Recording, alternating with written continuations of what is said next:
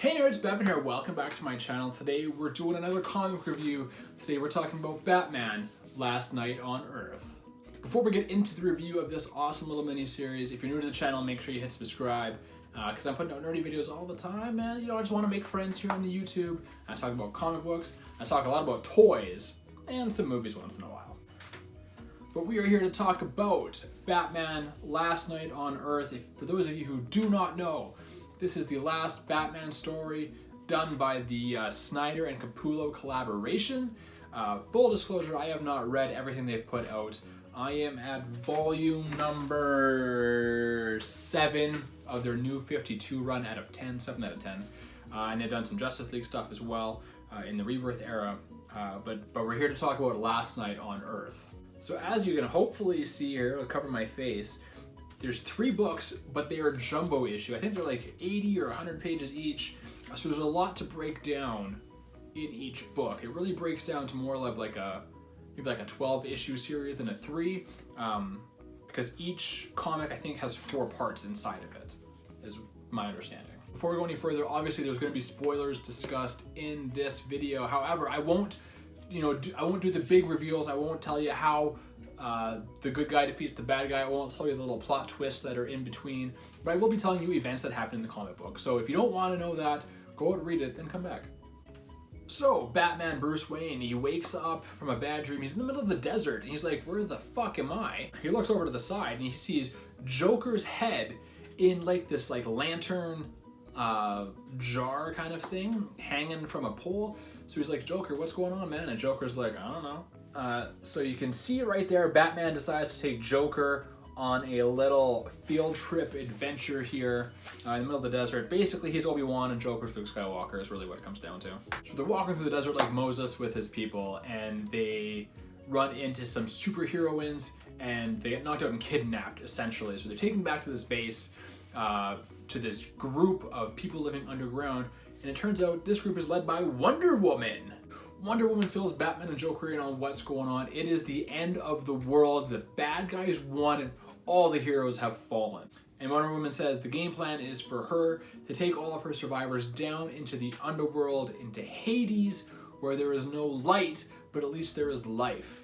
Whereas her belief is that up on the surface, there is no life to be had because the bad guys are ruling the world. Wonder Woman gives him the night to sleep on it, wakes up the next morning, Batman's gone, he's taking Joker with him. They're gonna go find these bad guys and fight, because Batman has no idea what's going on. He's been asleep for God knows how long in the desert. He doesn't know what he's going up against. He just knows that he's Batman, and Batman fights bad guys. So that's basically what happens in issue 1. There's a lot of exposition. It's a lot of Wonder Woman and Joker filling Batman in on what's gone down. However, you get like a lot of really good art with this. You can see down here in this corner all the heroines. There's Supergirl and Poison Ivy and Huntress and somebody else. And then you got Wonder Woman up here with her badass mohawk and her armor.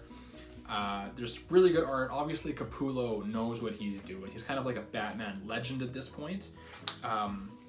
So, I mean, really, these books are worth picking up just for the art alone. In issue 2, we open up again with Batman and Joker walking through the desert. But then there's like these windstorms and these sandstorms. It turns out that these storms are actually Speed Force storms. So you can see right here, it's a red and white tornado there, a red tornado with yellow lightning, just like the Flash, because that's the Speed Force. And all of these different Flashes, Barry and Bart Allen and Wally West and all these other Flashes here. I'm gonna find the shot for you right there.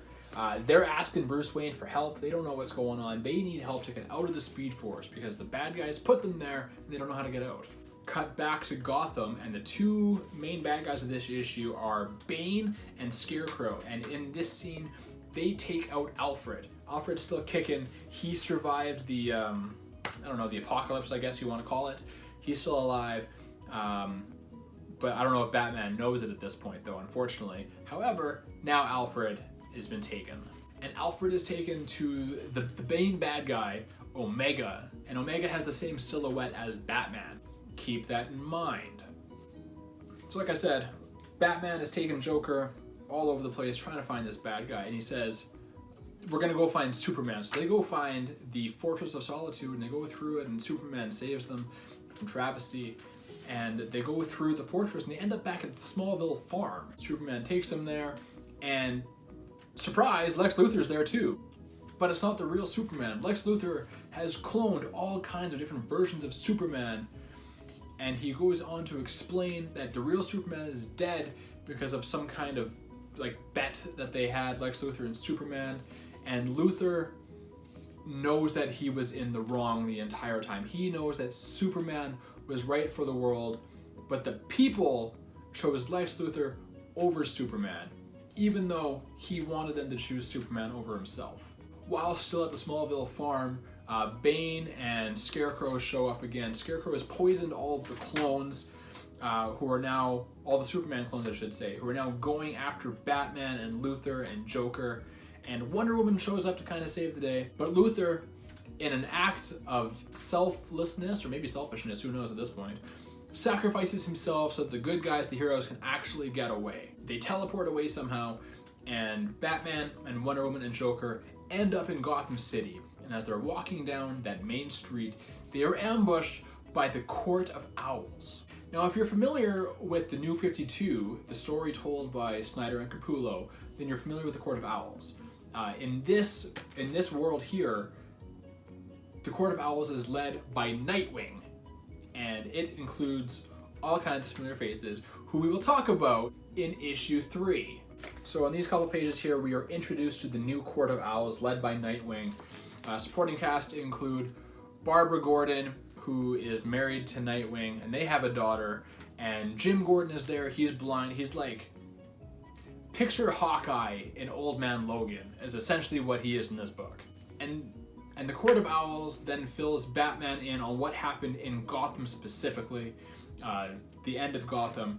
And it was at this point where I was like, there's enough hints here. Maybe this Omega character is Jason Todd. So Batman and Wonder Woman and Joker and the Court of Owls, they need some help. If they're gonna get to this Omega character, they need some help. So they go and find Selina Kyle, Catwoman. She hooks them up with all kinds of weapons, and then this crew goes off to Omega's lair. They all know where it is, there's no big secret. This guy is so freaking cocky. They all go there, they break in, they split up into a couple different groups. Batman and Joker go to the main Omega cave, like the Bat cave, but the Omega cave, where they are ambushed by Omega. And Wonder Woman and the Court of Owls go, and they're trying to find this like signal booster, like this satellite or machine or something like that. Turns out it's actually Martian Manhunter under the control of Omega. And these two different scenes that are happening at the same time kind of set up the end of the book, which I don't really want to get into, because if you got enough out of this review to want to read it, I don't want to spoil the end for you. But the last fight and the last reveal are fucking crazy. So that's basically it for the recap of the book. I liked it a lot. I think it was a really strong end for Capullo and Snyder to do. Like I said, I haven't read all of their stuff, so I don't know if there's any like mandatory reading before this. I had no problem following it. There's a lot of like great little Easter eggs to the New 52, such as the Court of Owls. And I definitely think it's worth a read. I mean, it's only 3 little issues. They're $6 each American, so like $7.50 Canadian, I guess. So like you're looking at $23 to get all of them. But I definitely think it's worth it if you are a Batman fan. It very much reads like some kind of alternate universe because it's set in a future. It's a very possible timeline future where this book takes place. And I think it's definitely worth picking up if you're into like the Elseworld books, if you're into alternate realities, like what are some good ones? Like a Red Sun for Batman or Age of Apocalypse for X-Men, stuff like that. Characters you're familiar with in potential timelines. Comment below your favorite Batman story. It can be one of the comic books, it can be a movie, it can be a video game. I hope someone says the Arkham games because those are fucking awesome. Mine personally is The Long Halloween. I did all my plugs earlier, so like, comment, subscribe, follow me wherever you want. And until next time, folks, I'll see you next time, folks.